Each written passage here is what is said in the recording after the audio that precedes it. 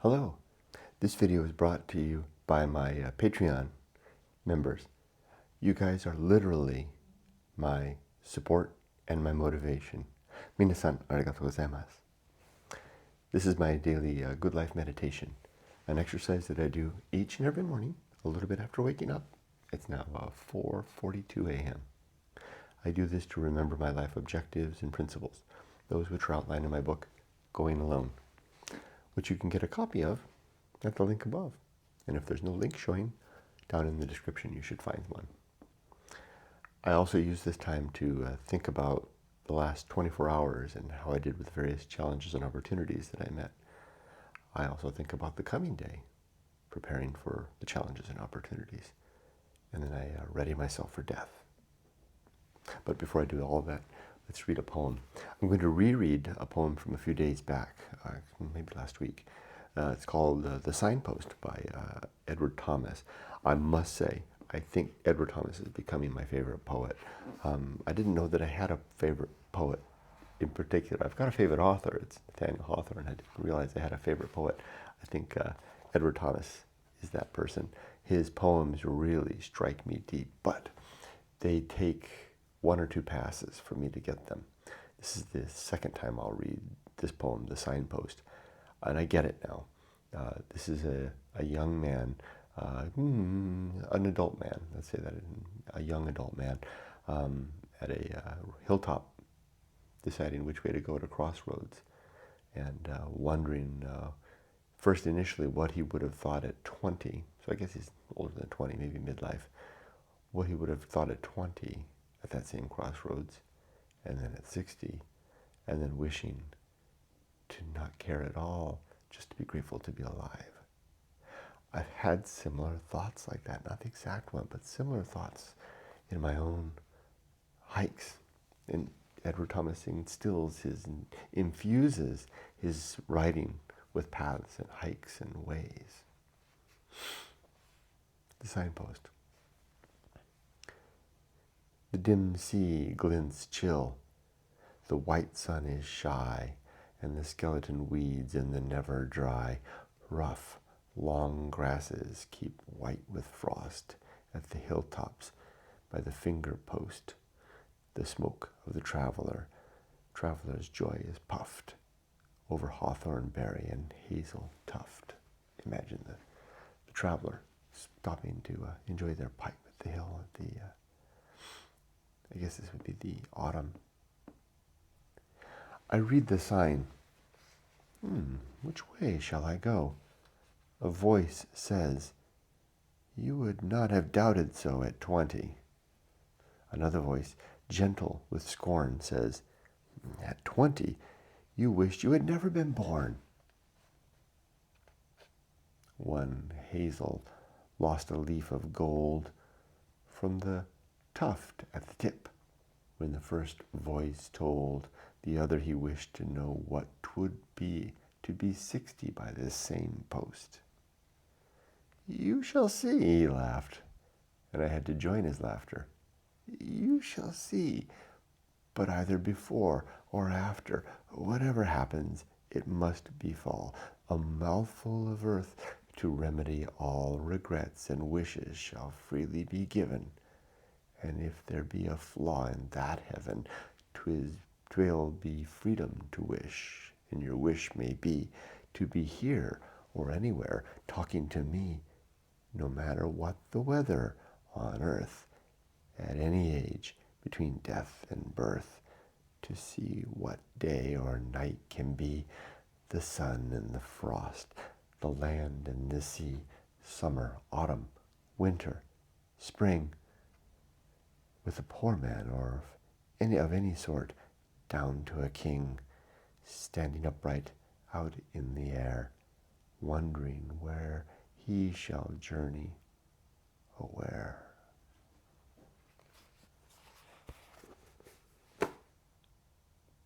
I like that.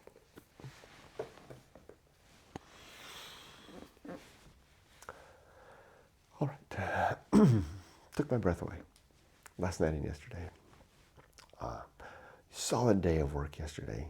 I was in the office half the day for meetings, And what a friggin' waste of time it is to go to the office.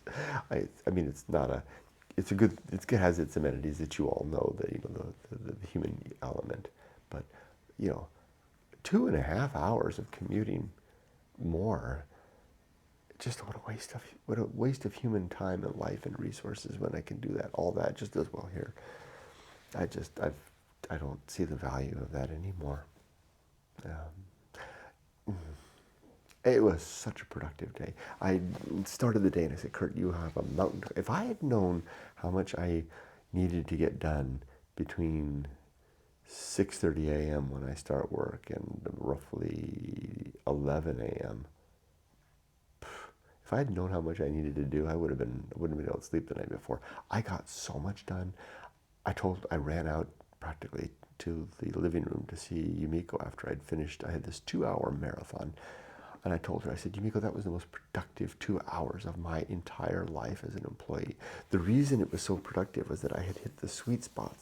And I told her, I even said, it's a shame for me to retire. I finally reached that point, right? Because I've got a new project, and the project, they've been into it for over a year, and they need a little help to wrap some project management around it. That's what I do. And after 10 years of dedicated project management work, I have got to the point, especially now, after having spent the last 2 years developing a project management training methodology and course, and being the trainer and teaching people how to use it, and then going out and doing a gigantic project using that same methodology, and then to be given a fresh project and say, okay, I turn to it with all my tools and processes and experience, and in 2 hours, I whipped up a project plan, which I know sounds like nonsense, right? It's just more words on paper, but I know that they work. And I whipped it up, and I used AI to help me. AI and I were collaborating. I was whipping up the project plan over here, and I was using AI to spin up verbiage to flesh out the details of the major tasks and milestones that we would need to do, and then the risks that I identified and the issues that I've collected over the last 2 weeks since I was handed the project. And by the time I was done, I had this friggin' project plan with all the scope laid out and all the details and the like. And then I got in the car and I went and had the meeting with the customer, and they loved it. And they were like, let's do it, and we're going to ratify this thing on Monday. And the reason they didn't say they love it, but the reason I could tell that they do is that when they see that they've been trying to run without a plan all this time, I'm going to give them a plan. I'm going to give them an execution pathway, and I'm also showing them what they need to do to get to a deliverable date, because I can't give them a delivery date until they tackle all of the 7 risks that I've identified. I climbed a mountain, and I felt great all the rest of the day, and I took away from that every day I need a mountain to climb. So I'm so moved by this that I want to throw it into the good life in some way, a mountain to climb. A good use of time, perhaps. A mountain to climb. Hold on, let me make a note. That would be a good place for it, a sub-principle. But that's an objective. I can just add the verbiage.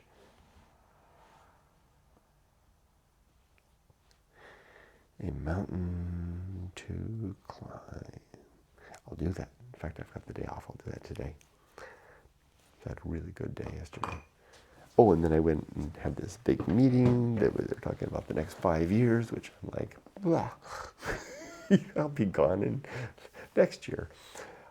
I couldn't wrap myself around it. I couldn't climb into the seat the way I needed to.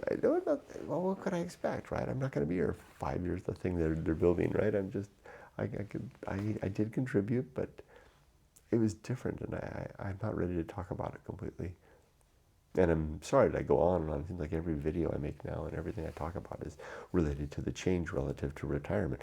But why not? I'm not going to go through this ever again, and I'm going to forget it. It's good that I capture it all. Oh, another thing that happened, I was driving to work yesterday, and I was startled by it because I usually daydream about adventure. No daydreams about adventure yesterday. And I realized it's because I don't need the escape anymore. The daydreams about adventure were an escape from the difficulty of my work life and all the strain of all the obligations that I got. And even though I'm still more than a year out from that coming to an end, just that fact that it's on the horizon has done that. This also explains why I was able to just get rid of my motorcycle without looking backwards. I have no desire for, I went over this in a video yesterday, so I won't go on and on, but no desire for any toys, any surfboard or kite surfing, or I don't want an electric bike. I don't want a motorcycle, like I said. I don't want anything. Because all I want is to walk and think and be free. That's enough.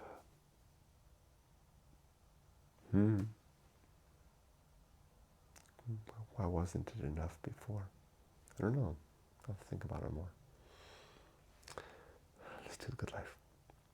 My 8 objectives are to be always ready to die, to make good and effective use of my time, to develop and maintain good and sound life principles, to cultivate good emotional reactions, to perform good actions, to recognize my true limits and true opportunities, to do one thing at a time and do that thing slowly and deliberately and carefully, and to maintain my balance. My 35 principles are war, reason, homunculus, anchor hold, home of good and evil, purpose, atomic principle, principle of nature, maturity, pirate ride, I forgot, huh? Maturity, social principle, principle of family, public speaking, temperance, life will not go well, the horror show, that which must be born, the feast of woeful, distraction, agency in the great indifference, the best seat in the house, the restless man, the path of wildness, the great life adventure, the risk of avoiding risk, sin and damnation, complete oblivion, the bullseye aim. Back up one, the season of philosophy, script writing, the bullseye aim. Really messed that one up, huh? The uphill climb, arena and utility, nothing is enough, the principle of fun, and the principle, is it called be ready? I can't remember again. I have to write it down. Yesterday I was all befuddled as well at the same point. I think it's called be ready. So it's be prepared. Maybe it sounds like that's the Boy Scout motto. Something like that. And mainly it speaks to being prepared for the big life opportunities, marriage, family, and old age. Those 3 are the biggies. Career's in there, but not like those other 3. Career you can adjust and change on. Marriage and family, you set a course for yourself. Old age, can't do anything about that. Can't do much. Except get ready for all. And then be prepared to say I do. Be prepared to say it's a boy or it's a girl. And be prepared to grow old. As for today, it's the day off. It's my Friday off, so I get to do any goddamn thing I want to do. I'm giddy. Clearly, look at that language I used. So I'm going to do all the things I usually do in the morning, and then after that I've got a couple of mountains. What do I want to do? What would be a good use of time today? So I know Emily's going to come over around noon. She's having she's going to a bonfire lunch at the beach. Bonfire lunch. So she asked me to drop her off at the beach to avoid the parking because we live pretty close. So she'll park her car here. I'll take her to the beach, drop her off, and pick her up later. The thing I want to do is, what's the mountain that I can climb today? Oh, no, the mountain is I'm going to send a book to my patron, Eric. Yeah, book to Eric. He was. I'm sending. I've decided to leverage. They have this. I developed this process of illustrating books that I send to people, and it's a lot of work, and it's really hard, and it's expensive. So I stopped doing it because I just couldn't afford it. Although I've got 2 other people yet that I promised to send them to, and those books are ordered and on their way. But I'll send Eric this copy. That'll sit here. That it sits here. Eric, if you see this, this is your copy. And what I'll do is, and I'll turn the camera. I'll turn the camera and do it on the computer. I've got a motivation now. I'm going to illustrate the desert scene here and sign it and send this to you. It's your home in Europe.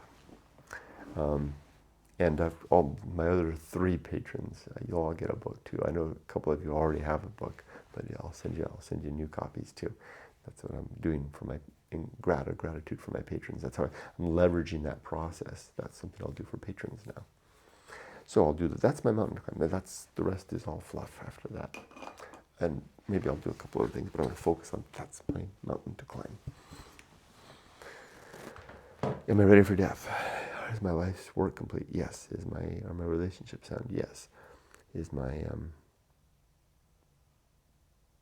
whatchamacallit? Oh, are my affairs in order? Yeah. Although I do need to call the doctor and make an appointment to talk about getting my surgery. Get these 2 cysts dug out of me and this voucher roll cleared up. These things because they're painful, and I don't want to. When I get to Japan, I want to walk freely, like Edward Thomas used to do on the very paths and ways. I'll stop for now, and I'll wish you all the best. Be safe, but not too safe. Take care.